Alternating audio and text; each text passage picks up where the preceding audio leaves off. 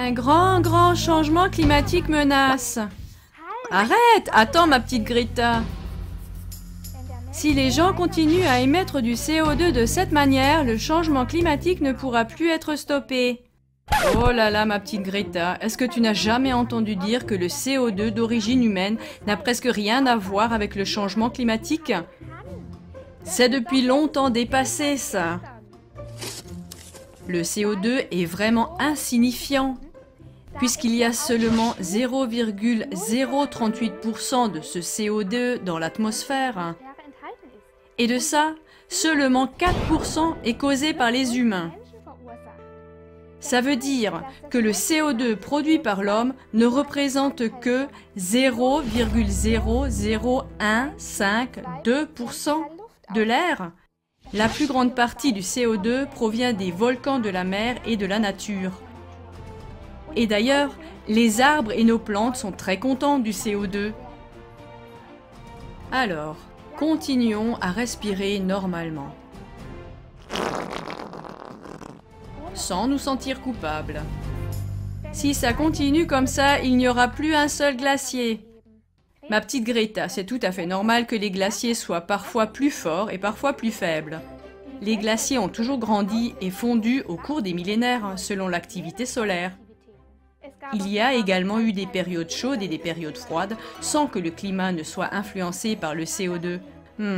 C'est peut-être dû au fait que ni le climat ni les glaciers ne regardent la télévision ou ne lisent les journaux.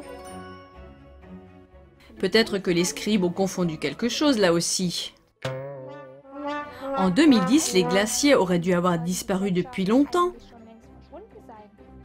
C'est drôle que la glace de l'Antarctique n'ait pas encore disparu, mais qu'elle continue de croître. Certains glaciers se sont même agrandis. Et même les calottes glaciaires existent toujours et il y a encore de la neige sur le Kilimandjaro aujourd'hui. Eh bien zut alors, ils se sont vraiment plantés.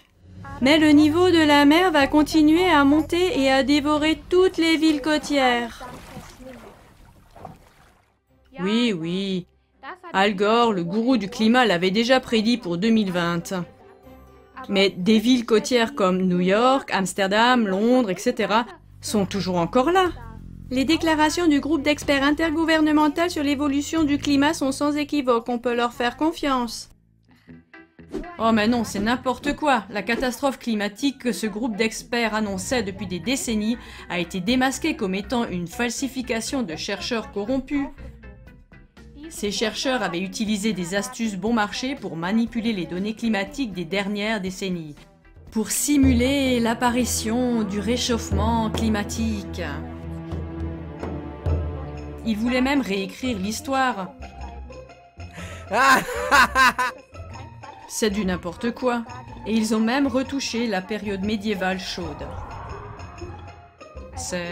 Je ne sais même pas quoi dire à ce sujet. Et c'est ce qu'on appelle des chercheurs. Eh bien, si eux, ils sont des chercheurs, moi, je suis le pape. En parlant du pape, nous sommes sur la bonne voie vers une religion du climat. Ceux qui n'adhèrent pas au dogme climatique payent des indulgences pour être pardonnés de leurs péchés climatiques. Je veux parler de la taxe sur le CO2, par exemple, dont on a beaucoup parlé. L'échange de certificats se déroule comme suit. Tu es une entreprise méchante, tu produis beaucoup de CO2. Tu dois acheter un passe-droit à quelqu'un qui émet peu de CO2. Coté en bourse, chez moi bien sûr. Je gagne beaucoup d'argent avec ça. Roger Koppel de l'Union démocratique du Centre, UDC, a récemment déclaré: cette hystérie climatique est une gigantesque machine à fric.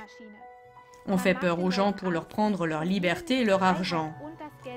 C'est comme la vente des indulgences à la fin du Moyen-Âge. Les gens ont payé parce qu'on leur a dit « Sinon, vous n'irez pas au paradis ». La même folie est en train de se produire avec le climat. On instrumentalise le climat pour faire de l'argent et exercer du pouvoir.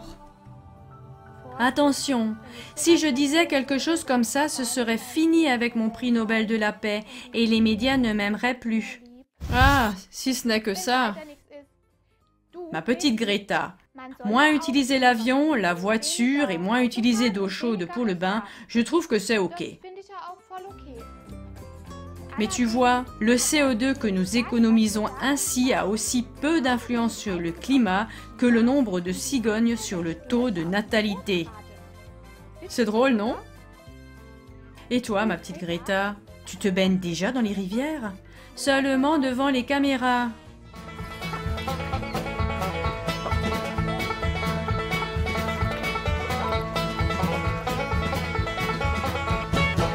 Ok, nous avons un peu dévié.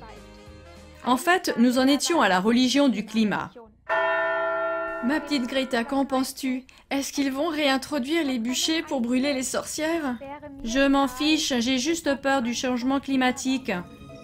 En plus, j'ai entendu dire qu'en 2014, le président de l'association scientifique britannique, Paul Nurse, a déclaré que les climato-sceptiques devraient être écrasés et enterrés. Oh bah non! Ça ressemble à un film policier!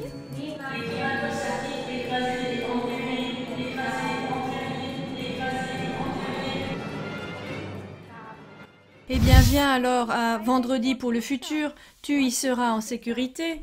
Non, j'irai seulement si on y traite de la véritable destruction de l'environnement et non pas de sujets bidons comme le CO2. Parce que des sujets comme le CO2 ne font en fait qu'échauffer les esprits et pas le climat.